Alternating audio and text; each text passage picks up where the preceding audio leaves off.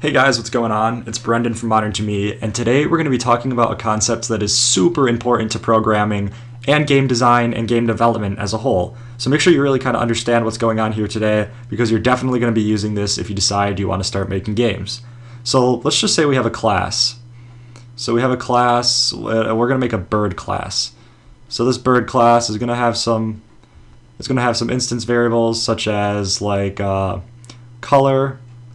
It's going to have a color for the bird. It might have flight speed.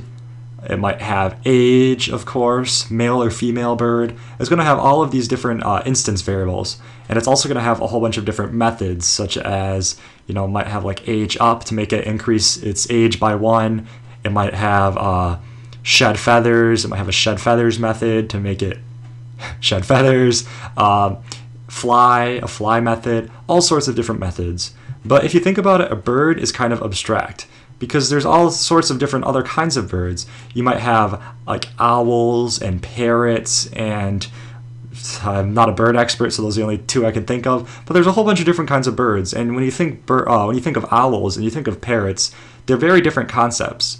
But the one thing they have in common is they share these different attributes of the bird class because they're all going to have colors. They're all going to be able to fly. They're all going to have an age, a gender. They're all going to have these different attributes that are shared from this bird class. So this is kind of what inheritance is. It lets you inherit different values from one singular class.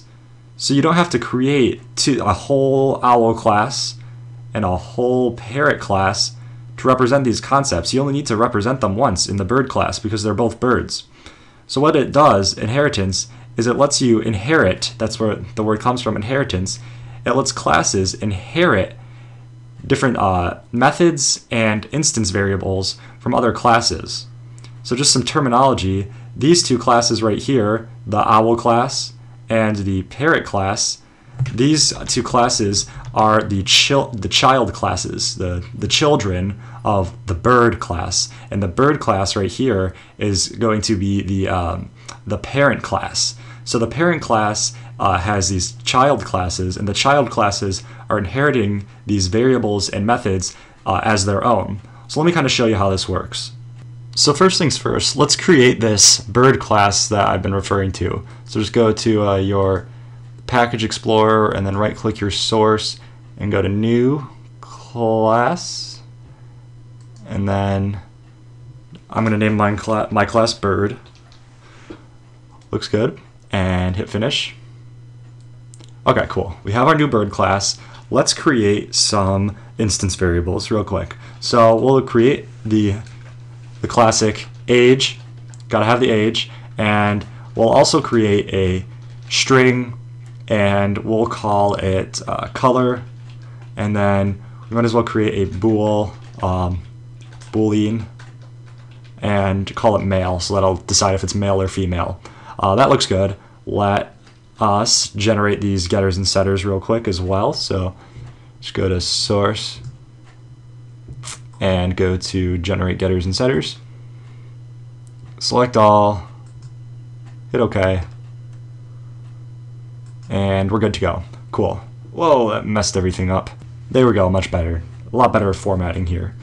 So we have kind of the outline of the bird class. Might as well create a constructor too.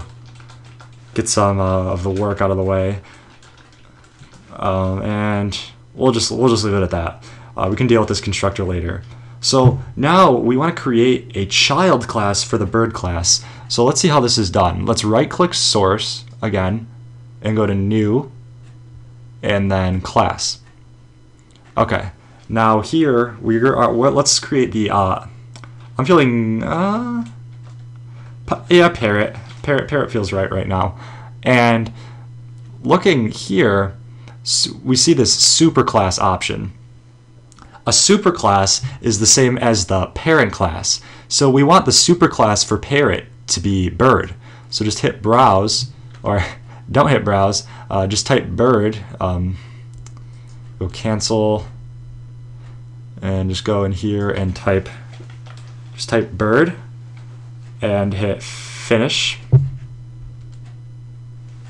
And you can see this is the notation that we use to create a child class. So we see we have public class parrot, which is the same as these two classes here. You'll see this has public class bird. But then you see there's this tacked onto it. This says extends bird. So what that means is this parrot class is extending the bird class. So this has all of the properties of the bird class plus some of its own stuff. So if we were to try to use this class, let's create our own constructor, public parrot, and we try to access the variables. We'll see that age is equal to 0. We'll see that, what's going on? We can't access them.